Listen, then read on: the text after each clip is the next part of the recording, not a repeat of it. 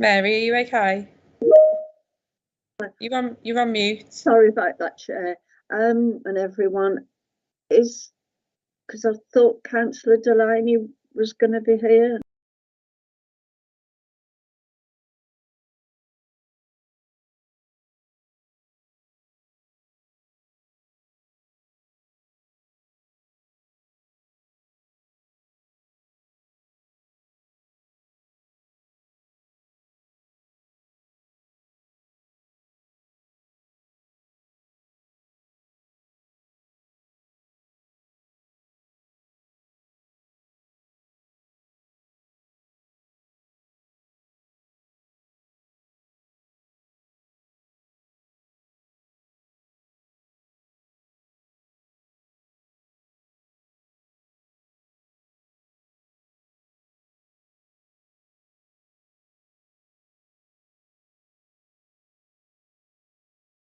Good morning, I am Councillor Nikki Brennan and I will be chairing this hearing of the Subcommittee A for Licensing Public Protection Committee of Birmingham City Council. Before we start, can you all please mute your microphones for the moment in order to improve the sound quality whilst I outline the procedure. Can you also please turn off your cameras with the exception of committee members unless you are the person speaking. This is to reduce bandwidth. Committee members will have their cameras switched on throughout the hearing. Could everyone attending today's meeting please put their mobile phone onto silent and ensure that they are situated in a room or environment which is free from distractions or unnecessary noises. I am speaking slowly and clearly so everyone can follow. It is vitally important, for what I hope are obvious reasons, that those attending the meeting and making representations are able to hear me and the members of the subcommittee and officers. Any distractions brought to my attention could result in the meeting being suspended temporarily or to another date and time under the regulations for these type of meetings. I will also confirm that this is a public meeting and is therefore being live streamed on the City Council's website in order that the general public can view it.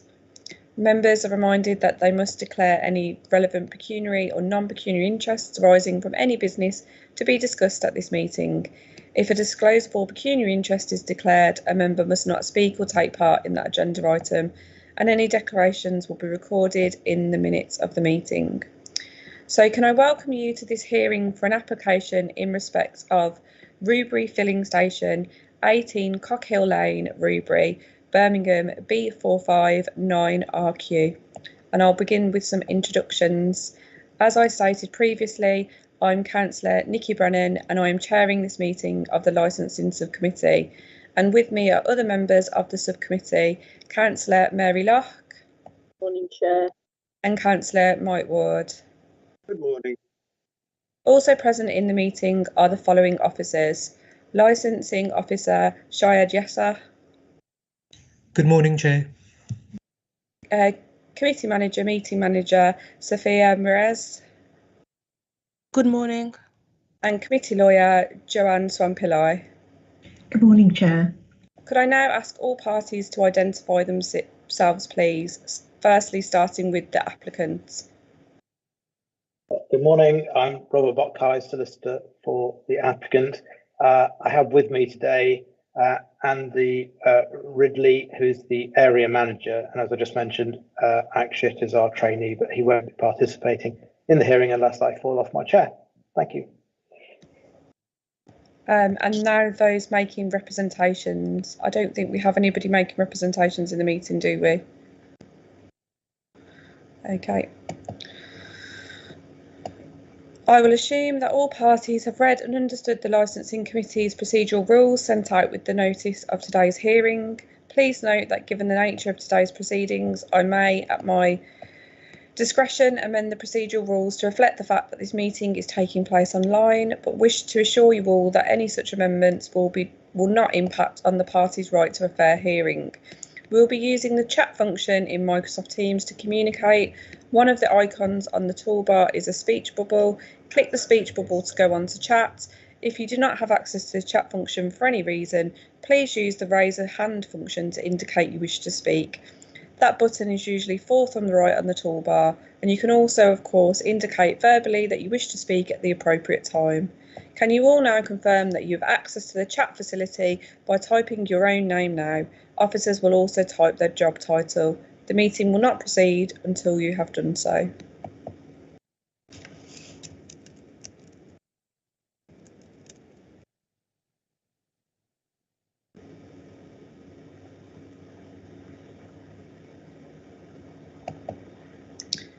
Please keep this chat column open for the entire duration of the meeting in order that everyone can follow the messages being posted in the chat. If any participant has dialed in on an audio telephone rather than Microsoft Teams, please speak now. With the exception of subcommittee members, please keep your camera off unless you are the person speaking. If there are problems with bandwidth which cause difficulties with the sound, I may, in my discretion, ask everyone to turn off their cameras in order that the meeting can proceed with everyone being able to hear and be heard. Does anybody wish to raise any preliminary points at this stage? If so, please indicate that you wish to raise a point by typing speak into the chat function or using a raise a hand function now. Thank you. I'll now briefly outline the procedure which will be following at today's hearing. Firstly, the licensing officer will present the report. The applicant and their representatives will then be asked to present their case, which we'll be asking if this could be kept to approximately 20 minutes. Can I ask that all parties speak slowly and clearly as they possibly can, because the officers are taking notes by hand for the minutes and the meeting is also being live streamed on the City Council's website. And if at any time it is somebody else's turn to speak, please mute your microphone and use the chat function to communicate if necessary. Please note that members of the subcommittee will be able to ask questions at any stage, but will try to do so at the conclusion of each presentation. Cross-examination by the applicant and those making representations will not be permitted unless the members consider it appropriate. Where questions are raised by members of the subcommittee or those present, please signify this by using the chat facility set out on the right-hand side of the screen you are viewing this meeting on. The meeting manager will alert me if I do not notice messages in the chat, and I will determine verbally or in writing on the chat facility the order in which questions are going to be dealt with.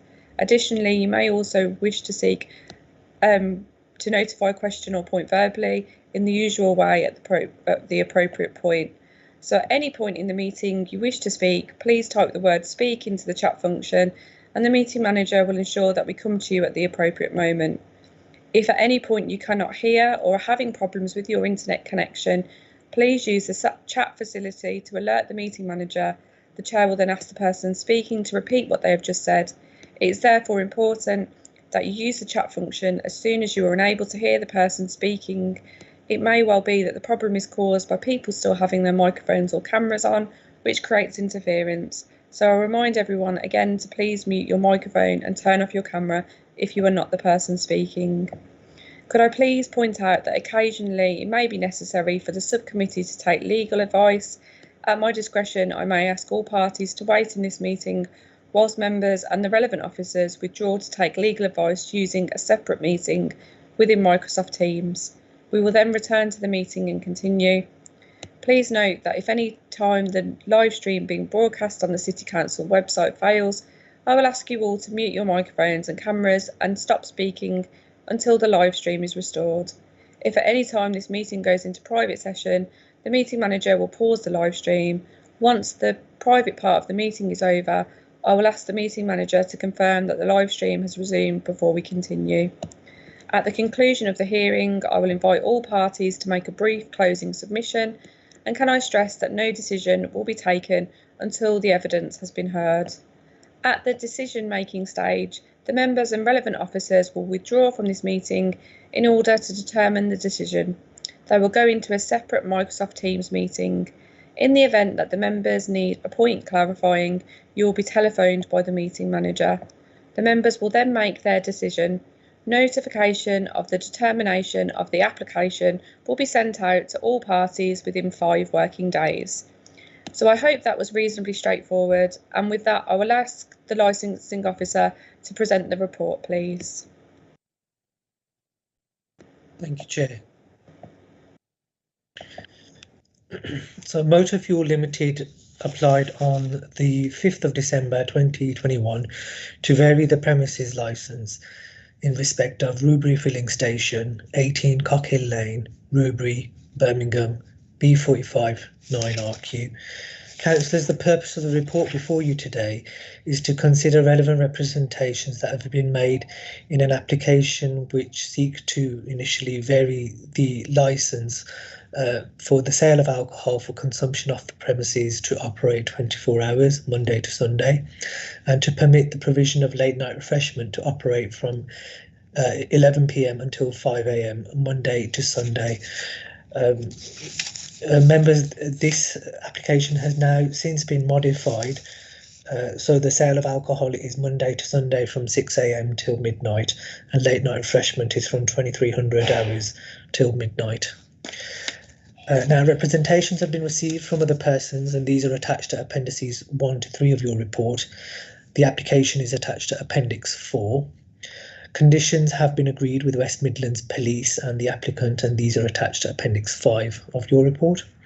The current premises licence is attached to Appendix 6. And there's also some site location plans for you at Appendix 7. Now, when carrying out its licensing function, a licensing authority must have regard to Birmingham City Council Statement of Licensing Policy and the guidance issued by the Secretary of State under Section 182 of the Licensing Act 2003. The licensing authority is also required to take such steps as it considers appropriate for the promotion of the licensing objectives. The options which are available to you today are to grant the variation application, to refuse the whole or part of the application, or to modify the conditions of the licence. Thank you, Chair.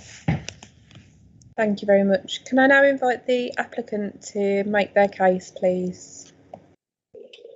Yes, good morning again. And the good news is that I don't expect to take up my entire 20 minutes. Can you hear me? That's good. I'm also testing a new headset today, so we'll see how that goes. Right, so this application really came about because our client MFG, they were looking at the conditions on the license. MFG own over 850 petrol stations. The vast majority of them are licensed, most of them actually for 24 hours a day. Looking at the conditions, we were a bit puzzled by some of them, and I'm not quite sure how some of them got onto the license. Some of them are a bit dated, some of them are a bit confused.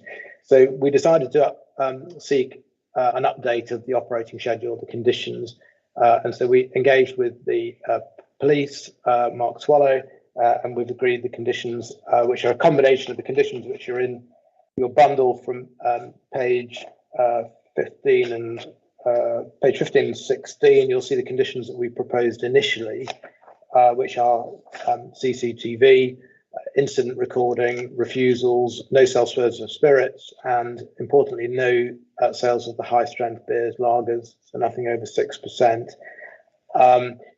We did put in an application for 24 hours, and on that basis, the police, Mark asked for 5 additional conditions, and they're on page 19 of your bundle.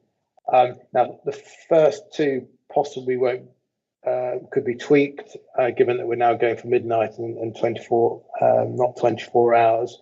So, following the representations from the local councillor Delaney and 2 residents, I spoke to the client again, and it's most unlikely that this shop would ever open beyond midnight, and so we have changed the hours to 6 to midnight. We are open from 6. We don't expect to sell a lot of alcohol between 6 and 7. If anything, it's all about opening the whole store and not having an area shuttered off. So the 6 to 7 is important to us, just to tidy up the license. We're actually not even open beyond 11 at the moment. So the 11 to 12 midnight is probably unlikely to be used. So we're fairly relaxed about that, but would prefer the license to be 6 to 12, but at the very least 6 to 11. I can go through the existing conditions on the license if you wish to explain some of our concerns, but really you're probably used to the updating of conditions. When you look back, some conditions don't really read terribly well. And I'll give you an example of one of them, which I found a little bit odd. Not to stock types of low ABV alcohol beverage favoured by young people, e.g. Lambrini Perry, or high ABV white ciders or other products that may become apparent to the licensing officer. In legal terms, that begs lots of questions, and I speak with some experience, having been the victim of an 18th birthday party here on Saturday evening. I still don't really know what the youngsters' choice of alcohol is, other than vodka. So not to stock types of low ABV alcohol beverage favoured by young people. I'm not sure that young people actually go for Lambrini anyway. I think that's attractive to different people. So it's a very, very difficult condition to comply with. We don't know what's in the mind of the licensing officer, and it's an impossible condition to enforce. And it is important that conditions on licenses are capable of being complied with. They need to be clear to the license holder. And of course, officers need to be able to enforce the conditions. The license also referred to discounting. Well, since the license was brought in, we've got the minimum, the low cost mandatory conditions, so that's already there. And it talks about us complying with national promotions approved by Cost Cutter. It's always a bad idea to put a symbol group or the name of any operator or symbol group on a license, because they can change from year to year. We're actually now with Londis, so that condition has no relevance at all. The condition to join off-license watch meetings, that's only applicable if there are any of these meetings, and I don't believe there are. Bottle watch schemes were sort of quite in a few years ago. I may have addressed Councillor Locke on this on another application. I'm not sure. I know that we've had discussions about these schemes before. I've not seen a bottle marking scheme for years now in any area, and I doubt that there is one here. So that gives you a flavour. And the requirement to undergo Lockett & Co training. I assume that Lockett & Co put in they're not solicitors, they're a firm of licensing consultants, and I assume that they drafted that condition. So it makes it technically an offence for our client not to use Lockett & Co for their training, and I'm sure that wasn't the intention of either Lockett & Co or those drafting the conditions. So that gives you an idea, and there's challenge 21 there as well with challenge 25. It gives you a flavour of what we're concerned about when we went through the conditions. So we decided to put in the MFG up-to-date operating schedule, albeit amended following discussions with the police. So page 19 of your bundle are the police conditions. The entrance door to the shop will be closed between 11 p.m. and 6 a.m. I'm not sure that's really appropriate if we're not going for a license beyond midnight, but we're fairly relaxed because people aren't going to be coming in anyway. So you could change that 2300 to midnight or just leave it. It's not going to make any difference. The license holder shall risk assess the staff levels for the period 11 p.m. to 7 a.m. Again, I don't think that's likely to come into play, but if you're minded to keep it on, that's again absolutely fine. And the door lock we will have anyway.